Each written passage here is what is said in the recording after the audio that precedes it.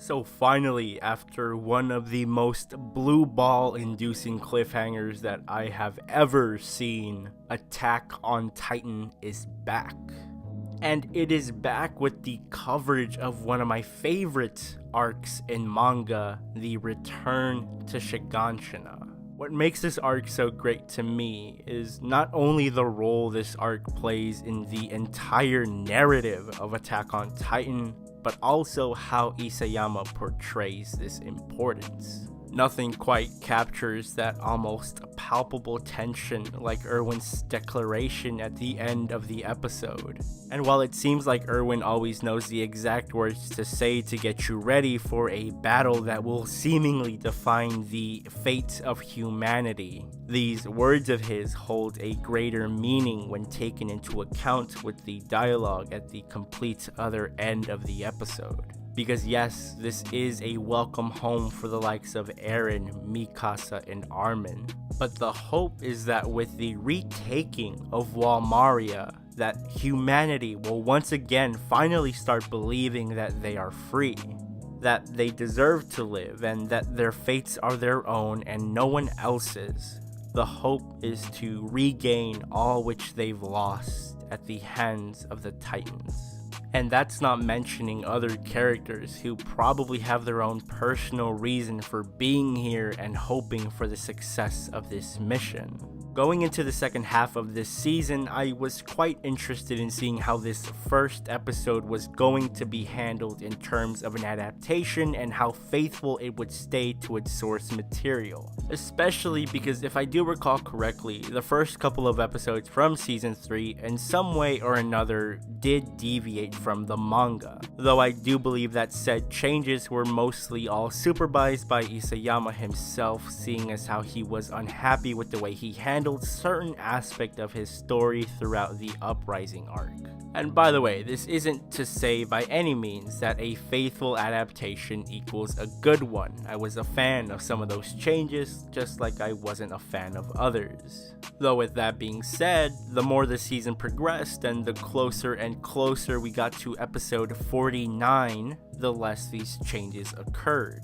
And those lack of changes and faithfulness to the source material stays true with this episode as well. Covering chapters 73 and 74, this episode officially brings us to the end of volume 18 of the manga. And if you couldn't tell by, I don't know, the title of the chapter, the episode, or YouTube video titles, this episode covers the chapters where the members of the Survey Corps begin the operation of retaking Walmaria. A wall that once housed many districts, but most importantly housed the Shiganshina district, the district our main character Eren and friends Armin and Mikasa all once referred to as home. These two chapters, and therefore the episode itself, simply serve the purpose of reminding us, the audience, of the stakes that come with the upcoming battle, and what the scouts of the Survey Corps and the Titans opposing them are fighting for. Which is why I'm not really surprised at how accurate this episode is as an adaptation. You read the chapters, watch the episode, or vice versa, and literally they are very, very identical. The anime not only taking advantage of the amazing dialogue that presents itself, but also taking advantage of Isayama's ever-improving artwork.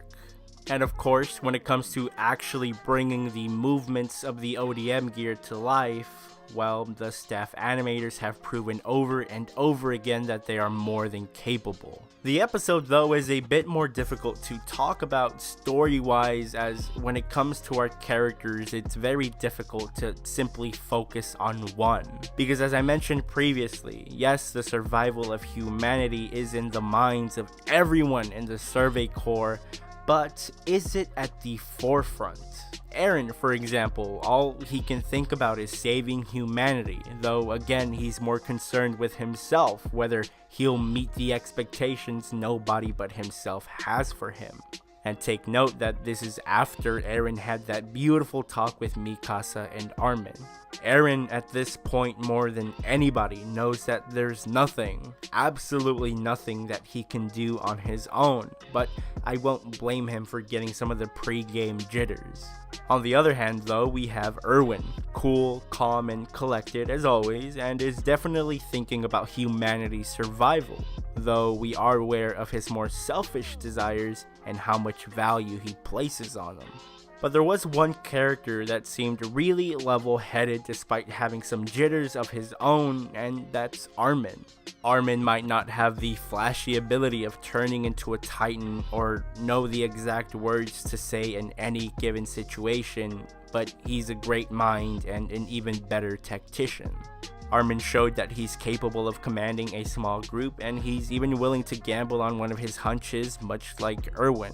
This episode showed us that people have different ways of fighting, different ways of standing up to the very things that oppress them. And while that is something that in hindsight seems very obvious, I can't blame people for thinking that the only way you could fight the Titans was with a blade in your hand.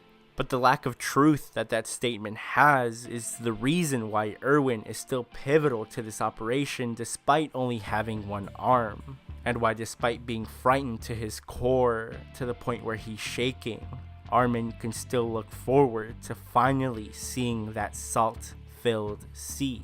And why Eren and the rest of humanity can still hope for freedom.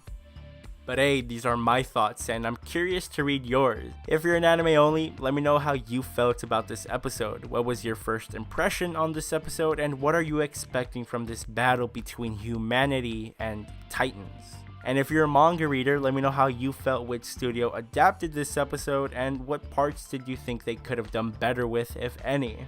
Also, feel free to discuss anything I probably forgot to mention in the comments below. Please like the video if you enjoyed it, it helps the channel out a lot, and also feel free to follow me on Twitter and to subscribe to my YouTube channel and to hit that bell. That way you don't miss a video and can keep on watching Season 3 Part 2 of Attack on Titan with me. And with that being said, I hope you have a great rest of your day, and I'll see you all soon. Bye bye.